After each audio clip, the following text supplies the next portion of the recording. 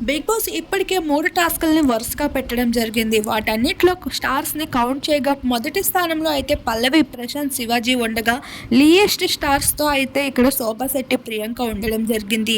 ఇక హౌస్‌మేట్స్ అందరినీ అయితే డైనింగ్ హాల్ దగ్గరికి పిలిచిన బిగ్ బాస్ అయితే చెప్పడం జరుగుతుంది.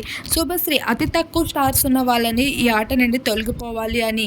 ఇక శుభశ్రీ వెళ్ళి చూడగా ఆఖరికి అక్కడ ప్రియాంక, శోభా శెట్టి స్టార్స్ 2 మాత్రమే ఉండడంతో వారిద్దరి ఫొటోస్‌ని బోర్డ్ పై నుండి తీసేసి వారిద్దరూ ఈ ఆట నుండి ఎలిమినేట్ అయిపోయారని చెప్పడం జరుగుతుంది.